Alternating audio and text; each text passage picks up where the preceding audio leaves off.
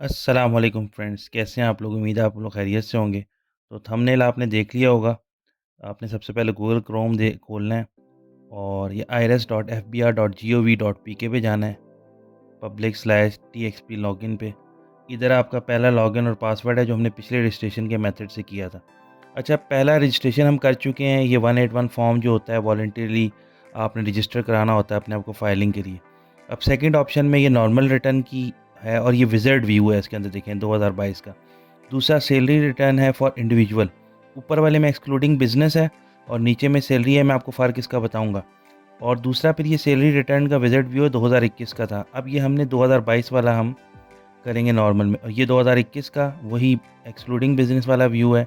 और इन दोनों में फ़र्क क्या है, अगर आप वीडियो को पूरा देखेंगे तो मैं आपको बाकायदा इसको भी खोल के दिखाऊँगा कि किस वजह से हम इसको चेंज करेंगे और किधर हम ये करेंगे। तो पहले हमने जो है ना सैलरी वाला व्यू किया जिसमें को रेंट शेंट जिनकी आमदन किसी और तरीके से नहीं आ रही होती, उसमें सिर्फ आपने ये रेजिडेंट वाला पे टिक करना है। जैसे ही आप क्लिक करेंगे तो ये आपको वाइट सा एरो नज़र आ जाएगा और उसके बाद ये आपकी ये 3 आपके पास ऑप्शन आ जाएंगे सोर्सेज ऑफ इनकम के। कैपिटल गेन है, अदर्स राइज है, जो भी है। तो तनख्वाह से जिसका है तो उसने एनुअल सैलरी अपनी इधर एंटर करनी है। जो भी एनुअल सैलरी है, 6 लाख है, 5 लाख है, जो भी 10 लाख है, जो भी आपकी एनुअल सैलरी है वो आपने एंटर करनी है। तो जो आपकी एनुअल सैलरी होगी, कोई भी आप इधर अमाउंट दे सकते हैं। मैंने पुराना जो था वो डाल दिया इसमें। फिर ये जो डिडक्शन आपकी टैक्स की हुई है, अगर आपकी अमाउंट कितनी डिडक्ट हुई है वो आप इधर एंटर करेंगे। इसके बाद जो है आपने और भी अगर इसमें से कोई हो आपका इससे रिलेटेड जो कि नहीं होता नॉर्मली, तो फिर वो आपने डालना है। फिर कोई आपने अगर प्रॉफ़िट या कोई और आपको पे में आया हुआ है, बकाया जात हैं आपके वो और मुलाजमत से इस तरह की जो कोई भी थे वो आप देख सकते हैं इसमें। तो ये पेंशन वगैरह अगर है तो वो आप इधर फाइल अप करते हैं। पेंशन एनुइटी और कोई प्रॉफ़िट ऑन डेबिट वगैरह इस तरह की चीज़ें। कैपिटल गेन के अंदर जो है ना गेन फ्रॉम एसेट्स होता है कि आपने इमूवेबल प्रॉपर्टी पे कोई गेन हासिल किया है या वैसे कोई गेन है। तो फिर ये वही है जो आजकल अब आ गया है कि आपने कितने साल तक उसको, अगर 1 साल से कम का है तो उसको आपने उसके अगेंस्ट उसकी वैल्यू जितने का बेचा आपने और जो टैक्स जमा कराया वो जमा कराना है। 2 साल से ज़्यादा है, 3 साल, 4 साल से ज़्यादा है, 4 साल से एक्सीड करता है तो वो फिर बिल्कुल ज़ीरो ही हो जाता है टैक्स। उस पे आपको गेन टैक्स नहीं देना पड़ता। बहरहाल ये कुछ चीज़ें ऐसी हैं, ये थोड़ा-सा कॉम्प्लिकेटेड है, इसीलिए मैंने विज़ार्ड व्यू में इसको चलाया है। अगर आपको दूसरा इसका व्यू दिखाऊँ तो वो काफ़ी कॉम्प्लिकेटेड है, जिस पे मैं नॉर्मली लोग फ़ाइल करते हैं। तो और इसी तरह की कोई भी चीज़ होगी, कोई सिक्योरिटीज़ वगैरह आपने कोई लिए हुए हैं इस तरह की, उस पे अगर कोई गेन है तो आप उसकी रिस्पेक्टिव उसमें आपने फ़ाइल करना है।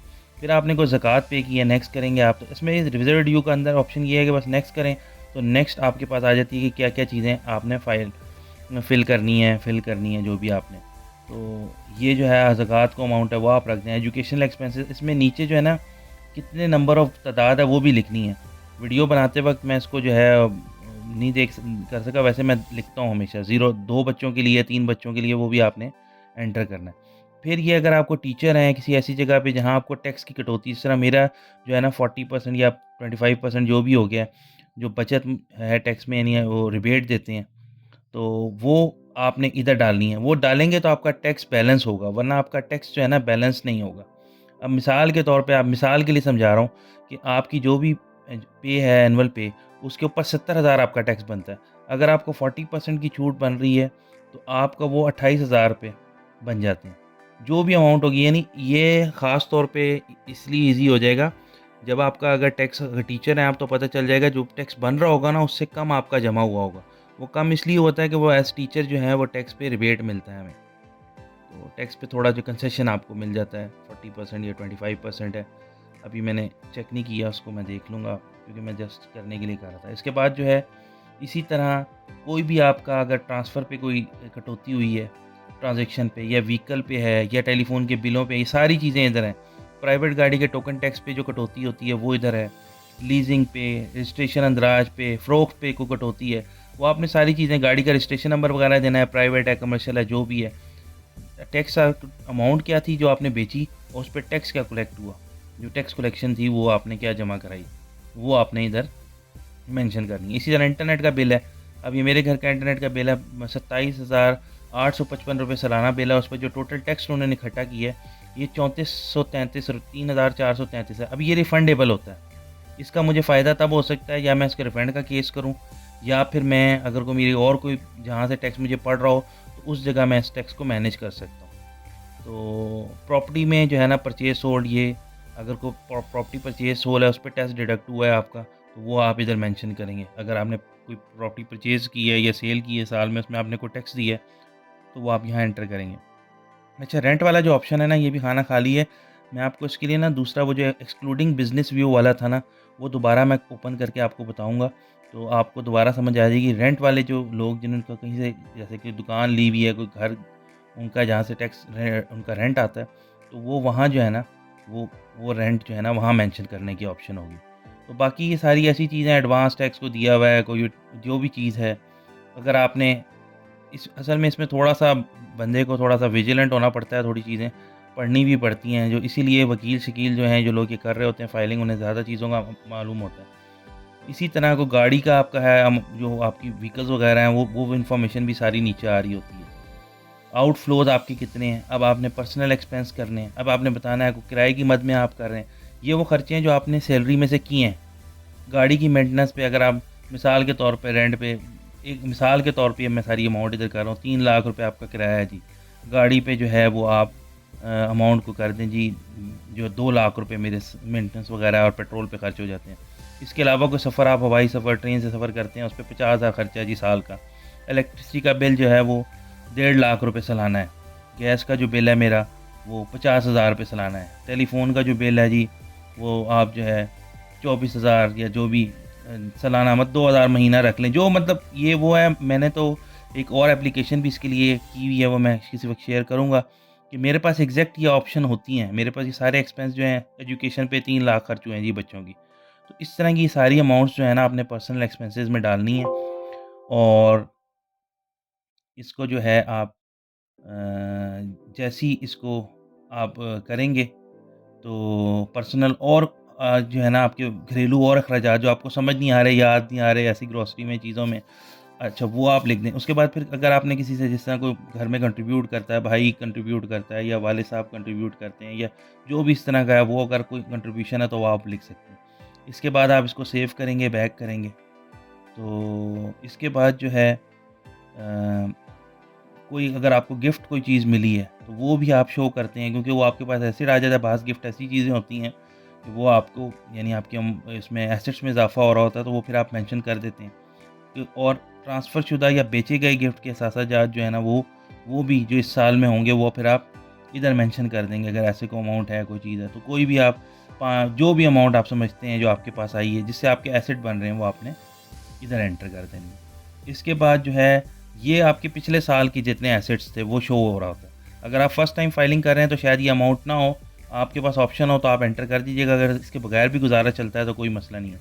मैं चूँकि 5 6-7 साल से फाइलिंग कर रहा हूँ, इसलिए मेरे पास पिछले उसकी जो है ना वो एसेट्स जो हैं वो आ रहे होते हैं। इसके अलावा जो आपके हैं मज़ीद अदर एक्सपेंसेस में भी आप चीज़ों को देख सकते हैं। इनफ्लोज़ जो है वो आपका ये वो है जो आपकी सैलरी है, जो इस साल सैलरी आपको मिली है। मिसाल के तौर पे मैंने तो ऐसी एक रैंडम अमाउंट डाल दी है। आपने वही अमाउंट डालेंगे जो सैलरी आई जिसका आपने टैक्स जमा कराया है। और अगर कोई ऐसी आपकी ऐसी सैलरी है जिस पे जो टैक्स से मुस्तस्ना है, जिस तरह पेंशन वगैरह पे एक और चीज़ पे नहीं होता, वो मुस्तस्ना होती है या और इस तरह की कोई चीज़ है तो वो आप उधर एंटर करेंगे। इसी तरह आप इसमें विरासत में कोई चीज़ मिली है, कोई गिफ्ट या वो सारी चीज़ें जो आपको।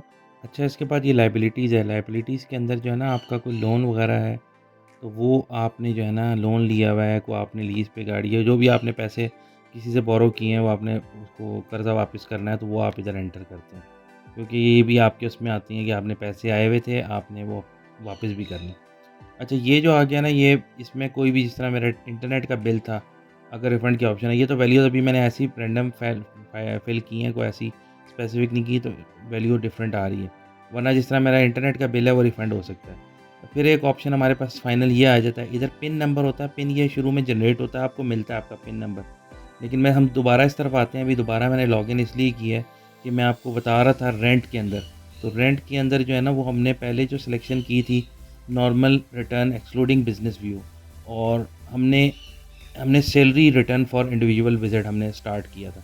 अब हम normal return for excluding business view करेंगे।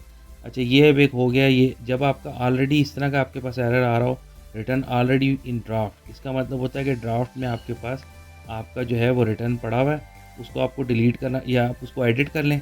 मैं इस केस में डिलीट इसलिए कर रहा हूँ क्योंकि मैंने आपको ये जो है normal return excluding business view वाला जो है ना, इसमें रेंट का ऑप्शन आता है, वो अब मैंने शो करना था आपको। बाकी सारा इंटरफेस वहीं से स्टार्ट होता है इसका। इसके बाद जो है प्रॉपर्टी में ये देखिए, सैलरी के साथ एक प्रॉपर्टी का ऑप्शन आ गया है, एनुअल, वो सब कुछ इसमें वही है। लेकिन पहले वाले ऑप्शन में अगर आप दोबारा जाके देखें तो वहाँ प्रॉपर्टी का ऑप्शन नहीं था, इधर प्रॉपर्टी का ऑप्शन जो है ना वो रिसीव हो गया। तो ये rent receive, total rent receive और डिडक्शन अगेंस्ट रेंट जो आपकी हुई है। तो यहाँ आपने वो अमाउंट लिखनी है जो आपने रेंट रिसीव करना है। फिर इसमें 1/10 अमाउंट नॉट एडजस्टेबल वगैरह वो चीज़ें भी हैं।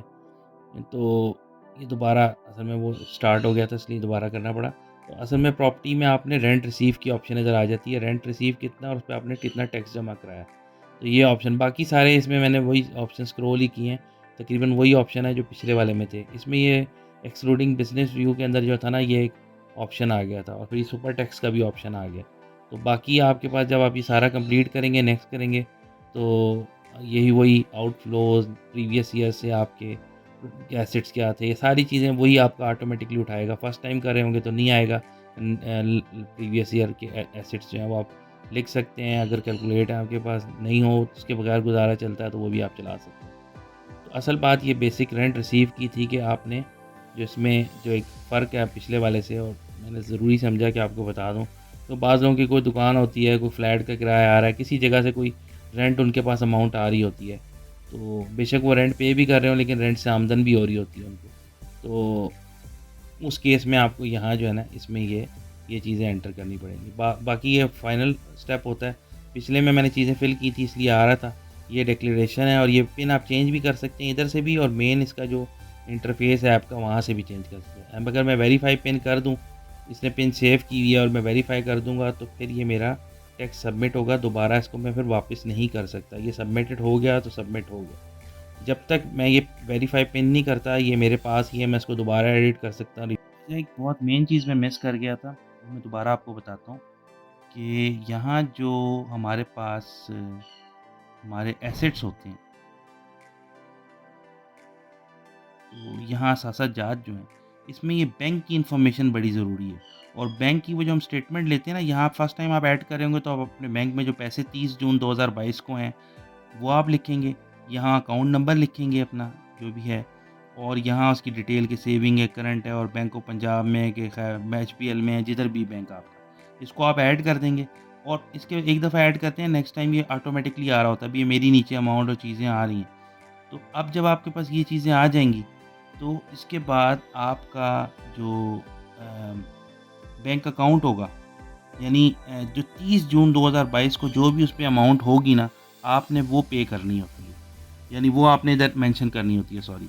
तो इसके बाद जितने भी हम इस जगह पे ये कर रहे होते हैं, हम इनफ्लोज़ आउटफ्लोज़ को जो मैनेज कर रहे होते हैं, ये आउटफ्लोज़ एक्सपेंसेस जो हमारे होते हैं, और हम इसमें कहते हैं जी कि मेरे फ़लाँ, मैं दोबारा ऐसी वैल्यूज़ इसमें डाल रहा हूँ कि जो है वो मुख्तलिफ़ किस्म की जो है वो कोई भी ऐसी वैल्यू डाल रहा हूँ जो इतनी, कोई 5000 डाल दी, 1000 डाल दी, 6000 डाल दी, 10,000, 18,000 डाल दी। अच्छा, मैं ये करता हूँ सारी चीज़ें, ये मेरे पास, तो मैंने आपको बताया मेरे पास एक ऐप भी है जिसके अंदर ये सारी चीज़ें मेंशन है। और यहाँ मैं वो डालता हूँ जो मेरा बैलेंस करना होता है मुझे, जो मेरी पे आई, जो मैंने अखराजात किए और जो बैंक में पैसे हैं, ये सब आपस में किसी कंबाइंड सिस्टम में होने चाहिए। मिसाल के तौर पे मैं शो करता हूँ जी मेरी 10 लाख रुपए सैलरी सालाना आई, बैंक में मेरे 2 लाख पड़े हैं, अगर तो फिर मुझे इधर 8 लाख पूरे करने हैं। बैंक की अमाउंट को देखते हुए जो 30 जून 2022 तक जो मेरे पैसे आए थे, क्योंकि ये सैलरी चलती है 1 जुलाई 2021 से लेके 30 जून 2022 तक। उस अमाउंट में जो मेरी सैलरी आई है और उस अमाउंट में जो मेरे अखराजात हैं, वो मैनेज होने चाहिए।